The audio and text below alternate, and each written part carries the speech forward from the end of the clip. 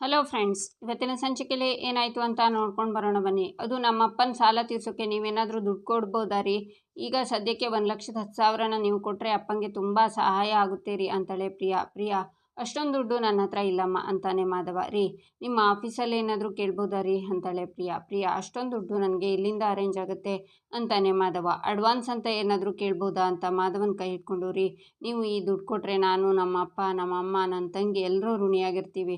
ನಿಮ್ಮ ಸಹಾಯನ ನಾವು ಯಾವತ್ತೂ ಮರೆಯಲ್ಲ ರೀ. ಪ್ಲೀಸ್ ರೀ, ಇದೊಂದು ಸಹಾಯ ಮಾಡಿ. ಇದಾದಮೇಲೆ ನಾನು ನಿಮ್ಮನ್ನು ಏನೂ ಕೇಳಲ್ಲ ರೀ. ಪ್ಲೀಸ್ ರೀ ಅಂತಾಳೆ ಪ್ರಿಯಾ. ಹೀಗೆಲ್ಲ ಮಾತಾಡ್ತಿದ್ರೆ ತುಂಬ ಕಷ್ಟ ಆಗ್ತಿದೆ ಪ್ರಿಯಾ ಅಂತಾನೆ ಮಾಧವ. ಆಗ ಪ್ರಿಯಾ ಮಾಧವನ ಕಾಲಿಗೆ ಬಿದ್ದು. ರೀ, ನಿಮ್ಮ ಕಾಲಿಗೆ ಬೀಳ್ತೀನಿ, ಪ್ಲೀಸ್ ರೀ, ದಯವಿಟ್ಟು ಇದೊಂದು ಸರ್ತಿ ಸಹಾಯ ಮಾಡಿ ಪ್ಲೀಸ್ ರೀ ಅಂತಾಳೆ. ಪ್ರಿಯಾ, ಏನು ಮಾಡ್ತಿದ್ಯಾ? ಎದ್ದೇಳು, ಕೂತ್ಕೋ ಇಲ್ಲಿ. ನನ್ನ ಹೆಂಡ್ತಿ ನೀನು ಇಷ್ಟೊಂದೆಲ್ಲ ಕೇಳ್ಕೊಬೇಕಾ? ನಿಮ್ಮ ಅಪ್ಪ ಅಮ್ಮ, ನನಗೂ ಅಪ್ಪ ಅಮ್ಮ ಇದ್ದ ಹಾಗೆ ತಾನೆ. ಸರಿ, ನಾನು ಏನೋ ಒಂದು ವ್ಯವಸ್ಥೆ ಮಾಡ್ತೀನಿ. ಆಫೀಸಲ್ಲಿ ನಾನು ಒಂದು ಸಲ ಟ್ರೈ ಮಾಡ್ತೀನಿ. ಆದರೆ ದುಡ್ಡು ಸಿಗುತ್ತೆ ಅಂತ ಏನೂ ಗ್ಯಾರಂಟಿ ಇಲ್ಲ. ಬಟ್ ನನ್ನ ಕಡೆಯಿಂದ ಅಂತೂ 100% ಎಫರ್ಟ್ ಹಾಕ್ತೀನಿ. ನೋಡೋಣ ಆಗುತ್ತೋ ಬಿಡುತ್ತೋ ಅಂತಾನೆ ಮಾಧವ. ಸರಿ ರೀ, ಹಾಗೆ ಇನ್ನೊಂದು ವಿಷಯ, ಇದನ್ನು ನಮ್ಮ ಮನವಿ ಅಂತನಾದರೂ ತಿಳ್ಕೊಳ್ಳಿ. ಈ ವಿಷಯ ನಮ್ಮ ಮನೇಲಿ ಯಾರಿಗೂ ಗೊತ್ತಾಗೋದು ಬೇಡ ರೀ ಅಂತಾಳೆ ಪ್ರಿಯಾ. ಅದು ಹೇಗಾಗುತ್ತೆ ಪ್ರಿಯಾ? ನಾನು ಇದುವರೆಗೆ ನಮ್ಮ ಮನೆಯವ್ರ ಹತ್ರ ಏನನ್ನೂ ಮುಚ್ಚಿಟ್ಟಿಲ್ಲ. ಹಾಗಾಗಿ ನಾನು ಇದನ್ನು ಹೇಳಬೇಕಾಗುತ್ತೆ ಅಂತಾನೆ ಮಾಧವ. ರೀ, ಇಷ್ಟು ದಿನ ಬೇರೆ ರೀ, ನೀವೊಬ್ಬರೇ ಇದ್ರಿ. ಈಗ ನಿಮ್ಮನ್ನು ನಂಬ್ಕೊಂಡು ನಾನಿದ್ದೀನಿ, ನನ್ನ ನಂಬ್ಕೊಂಡು ನಮ್ಮ ಮನೆಯವರಿದ್ದಾರೆ. ಈ ವಿಷಯ ಏನಾದರೂ ನೀವು ಮನೇಲಿ ಹೇಳಿದ್ರಿಂದ ನಮ್ಮ ಅಪ್ಪ ಅಮ್ಮ ಬಗ್ಗೆ ಅವರು ಏನು ಅಂದ್ಕೊಳ್ಳಲ್ಲ ಹೇಳಿ ಅಂತಾಳೆ ಪ್ರಿಯಾ. ನಮ್ಮ ಅಪ್ಪ ಅಮ್ಮನ ಬಗ್ಗೆ ನಿನಗೆ ಗೊತ್ತಿಲ್ವಾ? ಅವರು ನಿಮ್ಮ ಮನೆಯವ್ರ ಬಗ್ಗೆ ಏನೂ ತಪ್ಪು ತಿಳ್ಕೊಳ್ಳಲ್ಲ ಅಂತಾನೆ ಮಾಧವ. ನಮ್ಮ ಮನೆಯವ್ರ ಬಗ್ಗೆ ಅಲ್ಲ ರೀ ನಾನು ಹೇಳ್ತಿರೋದು. ನಾಳೆ ಅಪ್ಪ ಅಮ್ಮ ಬಂದಾಗ ಅವರಿಗೆ ಮುಜುಗರ ಆಗಬಾರ್ದಲ್ವಾ, ಅವರು ತಲೆ ತಗ್ಗಿಸೋ ಹಾಗಾಗಬಾರ್ದಲ್ವಾ ಅನ್ನೋದಷ್ಟೇ ನನ್ನ ಕಾಳಜಿ. ಅದಕ್ಕೆ ನಿಮ್ಮ ಮನೆಯವರಿಗೆ ವಿಷಯ ಯಾರಿಗೂ ಗೊತ್ತಾಗಬಾರ್ದು ಅಂತ ಹೇಳ್ತಿರೋದು. ಇದೊಂದು ಮಾತು ನಡೆಸ್ಕೊಡ್ರಿ, ಇನ್ನೂ ಜೀವನ ಪೂರ್ತಿ ನಿಮ್ಮ ಹತ್ರ ನಾನು ಏನೂ ಕೇಳಲ್ಲ ಅಂತಾಳೆ ಪ್ರಿಯಾ.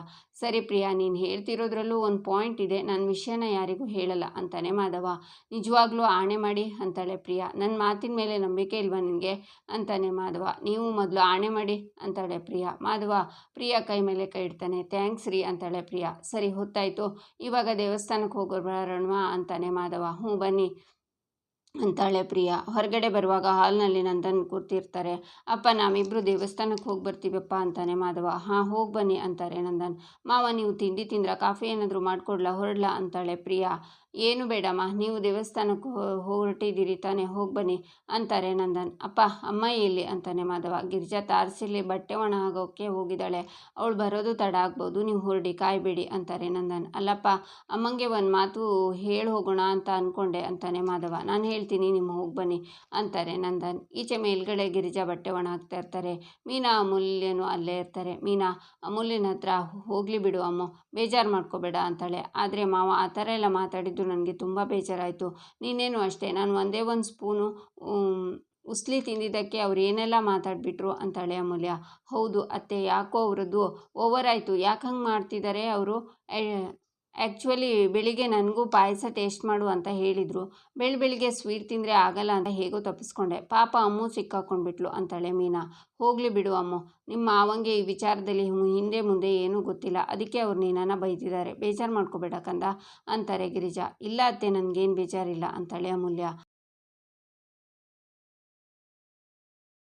ಜಾಣ ಮರಿ ಅಂತ ಗಿರಿಜಾ ಹೇಳಿ ಕೆಳಗಡೆ ನೋಡುವಾಗ ಅಲ್ಲಿ ಪ್ರಿಯ ಮಾಧವ ಹೋಗ್ತಾ ಇರೋದು ಕಾಣಿಸುತ್ತೆ. ಆಗ ಗಿರಿಜಾ ಅಲ್ಲಿಂದ ಸೀದಾ ಹೊರಗಡೆ ಓಡಿ ಬರ್ತಾರೆ.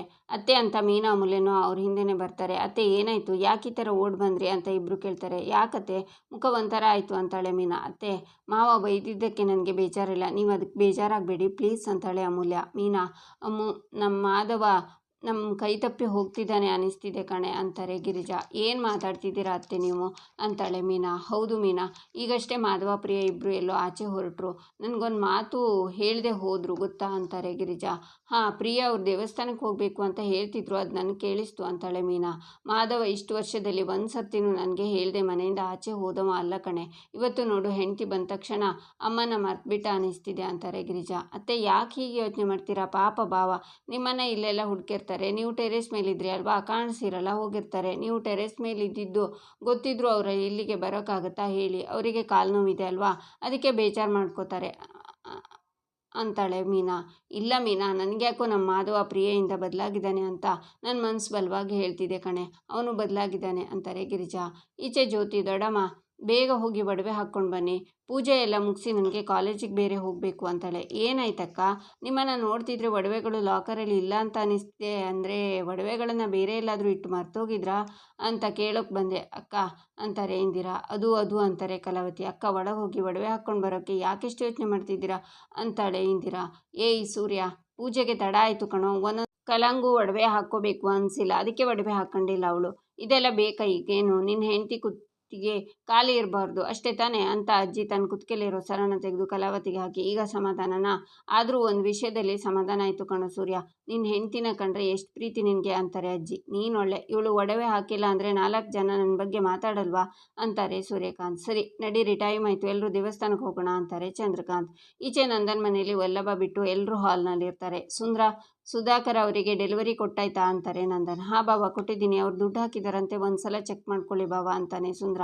ಸರಿ ಆಮೇಲೆ ನೋಡ್ತೀನಿ, ಇದು ಸುಧಾಕರ ಅಂತ ಬರೆದು 9,500 ರೂಪಾಯಿ ಬರ್ಕೋ ಅಂತ ರಕ್ಷಾ ಅಂತಾರೆ ನಂದನ್. ಆಗ ಮೀನಾ ಕೇಶವ, ಈಗಲಾದರೂ ನೀನು ಮಾವನ ಹತ್ರ ಮಾತಾಡಲೇಬೇಕು. ಒಂದು, ನಾನು ಟ್ರೈನಿಂಗ್ಗೆ ಬೆಂಗಳೂರಿಗೆ ಹೋಗ್ತಿರೋ ವಿಷಯ, ಇನ್ನೊಂದು ನನ್ನ ಜೊತೆ ನೀನು ಬರ್ತಿರೋದು ಅಂತಾಳೆ ಮೀನಾ. ಅಯ್ಯೋ ಮೀನಾ, ಅದಕ್ಕೆ ಬಂದಿರೋದಲ್ವಾ, ನಾನು ಕೇಳೋ ಫೋರ್ಸ್ಗೆ ನಿನಗೆ ಇನ್ನೊಂದು ಸಲ ಲವ್ ಆಗಬೇಕು ಅಂತಾನೆ ಕೇಶವ.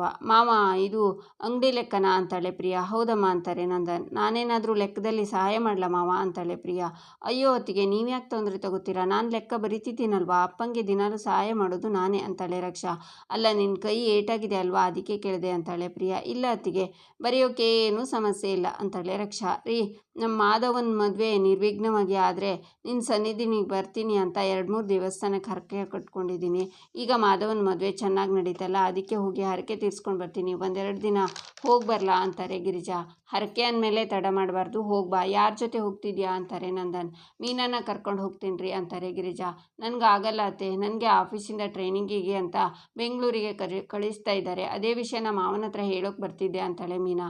ಅಲ್ಲ ಮೀನಾ ಅವರೇ, ನೀವು ಈಗಾಗಲೇ ಜಾಬ್ ಮಾಡ್ತಿದ್ದೀರಾ ಅಲ್ವಾ, ಇವಾಗೇನು ಟ್ರೈನಿಂಗ್ ಅಂತೆಲ್ಲ ಅಂತಾಳೆ ಪ್ರಿಯಾ. ಅದು ಪ್ರಿಯಾ ಅವರೇ, ಮುಂದೆ ನಾನು ಕೆಲಸದಿಂದ ಪ್ರಮೋಷನ್ ಆಗೋದಿರುತ್ತೆ, ಬೇರೆ ಪೋಸ್ಟಿಂಗಿಗೆ ಹೋಗೋದಿರುತ್ತೆ, ಅದಕ್ಕೆ ಅಂತ ಟ್ರೈನಿಂಗ್ ತಗೋಬೇಕು ಅಲ್ವಾ. ಹಾಂ, ನಿಮ್ಮ ಫ್ರೆಂಡ್ಸ್ ಇದ್ದಾರಲ್ಲ ಗೌರ್ಮೆಂಟ್ ಜಾಬ್ಗೆ ಹೋಗೋರು, ಅವರನ್ನು ಕೇಳಿ ಹೇಳ್ತಾರೆ ಅಂತಾಳೆ ಮೀನಾ. ಹೌದಾ, ಟ್ರೈನಿಂಗ್ ಎಲ್ಲಿ, ನಮ್ಮ ದೊಡ್ಡಬಳ್ಳಾಪುರದಲ್ಲೂ ತಗೋಬೋದಲ್ವಾ, ಅದಕ್ಕೆ ಬೆಂಗಳೂರು ತನಕ ಯಾಕೆ ಹೋಗಬೇಕು ಅಂತಾಳೆ ಪ್ರಿಯಾ. ಟ್ರೈನಿಂಗ್ ಕೊಡ್ತಿರೋದು ಗೌರ್ಮೆಂಟ್ ಅವರು, ಅಲ್ಲಿ ನಮ್ಮ ಸಂಬಂಧಿಕರು ಇರಲ್ಲ ನೋಡಿ, ಅಷ್ಟಕ್ಕೂ ಕರ್ನಾಟಕದ ಬೇರೆ ಬೇರೆ ಜಾಗದಿಂದ ಟ್ರೈನಿಂಗಿಗೆ ಅಂತ ಬರ್ತಾರೆ, ಅವರಿಗೆಲ್ಲ ಕಾಮನ್ ಪ್ಲೇಸ್ ಅಂದರೆ ಬೆಂಗಳೂರು ನೋಡಿ, ಅದಕ್ಕೆ ಬೆಂಗಳೂರಲ್ಲೇ ಟ್ರೈನಿಂಗ್ ಕೊಡ್ತಾ ಇರೋದು. ಮಾವ, ನಾನು ಟ್ರೈನಿಂಗಿಗೆ ಹೋಗಿ ಬರ್ಬೋದಾ ಮಾವ ಅಂತಾಳೆ ಮೀನಾ. ಹೋಗ್ಬಾ ಅಮ್ಮ, ಅಂದರೆ ನೀನೊಬ್ಬಳೇ ಹೋಗ್ತಿದ್ಯಾ ಅಂತಾರೆ ನಂದನ್. ಅಪ್ಪ ಅದು ಅಂತ ಕೇಶವ ಹೇಳುವಾಗ ವಲ್ಲಭ ಬಂದು, ತಗೊಳ್ಳಿ ಅಪ್ಪ ದುಡ್ಡು ಅಂತ ದುಡ್ಡನ್ನು ಕೊಡ್ತಾನೆ. ಶಾಕ್ನಿಂದ ನಂದನ್ ವಲ್ಲಭ ಮತ್ತು ದುಡ್ಡನ್ನು ನೋಡ್ತಾ, ಗಿರಿಜಾ, ಈ ದುಡ್ಡು ಯಾಕೆ ಕೊಡ್ತಿದ್ದಾನೆ ಕೇಳು ಅಂತಾರೆ ನಂದನ್. ಇನ್ಮುಂದೆ ನಾನು ಪ್ರತಿ ತಿಂಗಳು 6,000 ಕೊಡ್ತಾ ಹೋಗ್ತೀನಪ್ಪ ಅಂತಾನೆ ವಲ್ಲಭ ಏನು ಇದೆಲ್ಲ ಅಂತಾರೆ ಗಿರಿಜಾ. ಅಮ್ಮ, ಇದು ನಂದು ಮತ್ತು ನನ್ನ ಹೆಂಡ್ತಿದು, ಈ ಮನೇಲಿ ಆಗೋ ಖರ್ಚಿನ ದುಡ್ಡಮ್ಮ, ನಾವು ತಿನ್ನೋದಕ್ಕೆ ಮತ್ತು ಇಲ್ಲಿರೋದಕ್ಕೆ ಎಲ್ಲ ಸೇರಿ ತಿಂಗಳ 6,000 ಕೊಡ್ತೀನಿ ಅಂತಾನೆ ವಲ್ಲಭ. ಬರ್ತಾ ಇರೋ ಕೋಪಕ್ಕೆ ಕಪಾಳಕ್ಕೆ ಬಾರಿಸ್ತೀನಿ ಅಂತ ಹೇಳು ಗಿರಿಜಾ, ನನ್ನ ಹತ್ರನೇ ದುರಂಕಾರ ತೋರಿಸ್ತಾನೆ, ನಾನು ಯಾವತ್ತು ಇವನ ಹತ್ರ ದುಡ್ಡು ಕೇಳಿದ್ದೆ ಅಂತಾರೆ ನಂದನ್.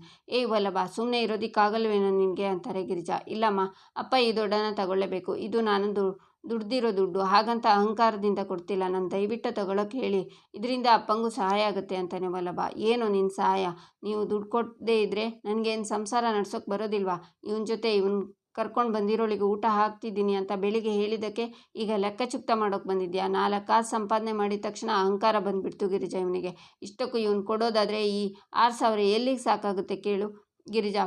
ಪ್ರಿಯಾ, ನೀನು ಹೇಳಮ್ಮ, ಒಂದು ಮನೇಲಿ ಇಬ್ಬರಿಗೆ ಬೆಳಿಗ್ಗೆ ತಿಂಡಿ, ಕಾಫಿ, ಮಧ್ಯಾಹ್ನ ಊಟ, ಸಾಯಂಕಾಲ ಕಾಫಿ, ರಾತ್ರಿ ಊಟ ಅಂತ ಎಷ್ಟು ಖರ್ಚಾಗುತ್ತೆ ಲೆಕ್ಕ ಕೇಳಮ್ಮ ಅಂತಾರೆ ನಂದನ್. ಆಗ ಮಾಧವ ಬೇಡ ಅಂತ ಪ್ರಿಯಾ ಕೈನ ಹಿಡ್ಕೋತಾನೆ. ರೀ, ನೀವು ಸುಮ್ಮನೆ ರೀ, ಮಾವ ಕೇಳ್ತಿದ್ದಾರಲ್ವಾ, ಮಾವ, ಒಂದು 8,500 ಆಗ್ಬೋದು ಅಂತಾಳೆ ಪ್ರಿಯಾ. ಕೇಳಿಸ್ಕೊಂಡ್ರಾ, 8,500ರಿಂದ 9,000 ಖರ್ಚಾಗುತ್ತೆ ಕೇಳು ಗಿರಿಜಾ, ಎಲ್ಲಿ ಸಾಕಾಗುತ್ತೆ ಇದು, ಇದ್ರ ಜೊತೆ ಇನ್ನೂ 2,500 ಸೇರಿಸಿ ಕೊಡ್ತಾನ ಈಗ.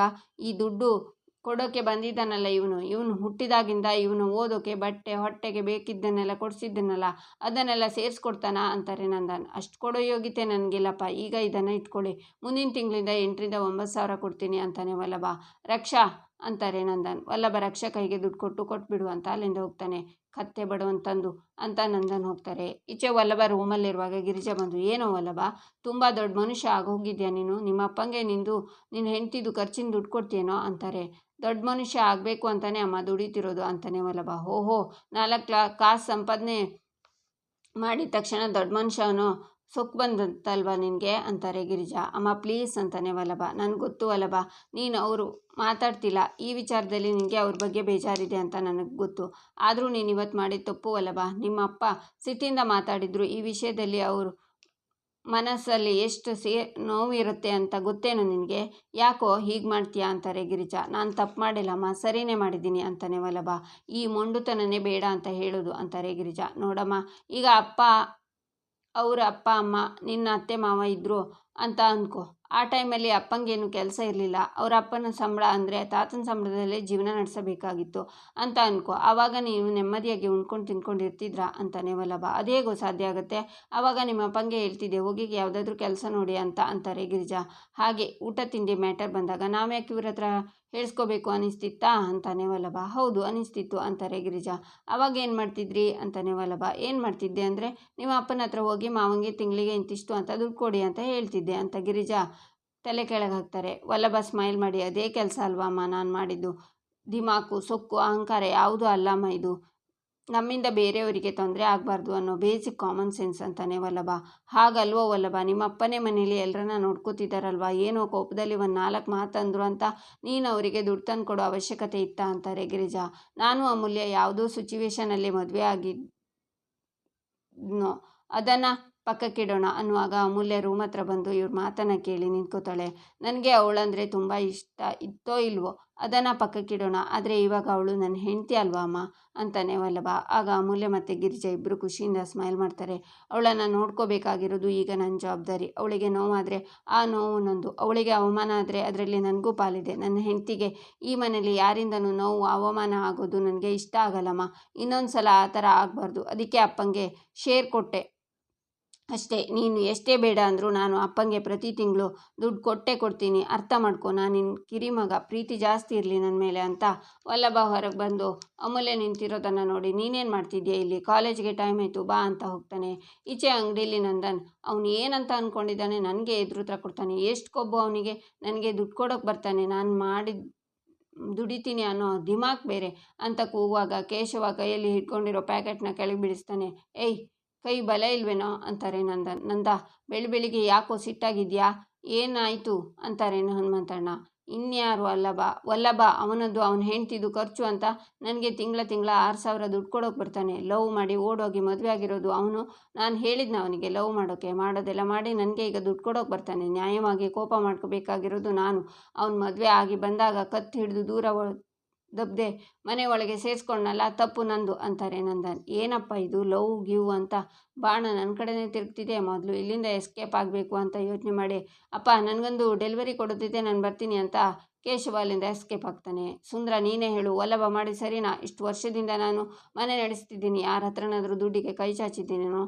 ನಾವು ಮದುವೆ ಆದಮೇಲೆ ನೀನು ನಮ್ಮ ಮನೆಗೆ ಬಂದು ಸೇರಿಕೊಂಡೆ, ಇವತ್ತಿನವರೆಗೆ ನಾನು ನಿನ್ನ ಹತ್ರ ದುಡ್ಡು ಕೇಳಿದ್ದೀನ ಅಂತಾರೆ ನಂದನ್. ಕೇಳ್ತಿದ್ರೇನೋ, ನನ್ನ ಹತ್ರ ಇಲ್ವಲ್ಲ ಅಂತ ಗೊಣಗ್ತಾನೆ ಸುಂದರ. ಏನೋ ಅಂದೆ ಅಂತಾರೆ ನಂದನ್. ನೀವು ಯಾರ ಹತ್ರನೂ ಕೇಳಲ್ಲ ಬಿಡಿ ಬಾವ, ನಾನು ಗೋಡನ್ಗೆ ಹತ್ರ ಹೋಗಿ ಅಕ್ಕಿ ಮೂಟೆ ಇಳಿಸ್ಬೇಕು, ಹೋಗಿ ಬರ್ತೀನಿ ಬಾವ ಅಂತ ಸುಂದರ ಅಲ್ಲಿಂದ ಓಡ್ತಾನೆ. ಅತಿರೇಕ ಆಗೋಯ್ತು. ಬುದ್ಧಿ ಹೇಳಿದರೆ ಕೇಳೋ ತಿಳುವಳಿಕೆ ಇಲ್ಲ ಅವನಿಗೆ. ಅಲ್ಲ, ಇಬ್ಬರಿಗೆ ತಿಂಗಳಿಗೆ 8,500 ಖರ್ಚಾಗುತ್ತೆ ಅಂತ ಏನು ಮಾತಿಗೆ ಹೇಳಿದರೆ, ಈ ತಿಂಗಳು ಇಟ್ಕೊಳ್ಳಿ, ಮುಂದಿನ ತಿಂಗಳು ಅದನ್ನು ಸೇರಿಸ್ಕೊಡ್ತೀನಿ ಅಂತ ದುರಹಂಕಾರದಲ್ಲಿ ಮಾತಾಡ್ತಾನೆ. ನನ್ನ ಹತ್ರ ಮುಂದಿನ ತಿಂಗಳು ಏನಾದರೂ ದುಡ್ಡು ತೊಗೊಂಡು ಬರಲಿ, ಕಪಾಳಕ್ಕೆ ಬಾರಿಸ್ತೀನಿ ಅವನಿಗೆ. ಅವನು ನನ್ನ ಮನಸ್ಸಿಗೆ ಕೊಡೋ ಪೆಟ್ಟು ಜೀವನ ಪರ್ಯಂತ ಇರುತ್ತೆ ಅಂತಾರೆ ನಂದನ್. ಹಾಗೆಲ್ಲ ಅಂದ್ಕೋಬೇಡ ನಂದ, ವಲ್ಲಭನ ವಯಸ್ಸಲ್ಲಿ ನೀನು ಹೇಗಿದೆ ಯೋಚನೆ ಮಾಡು.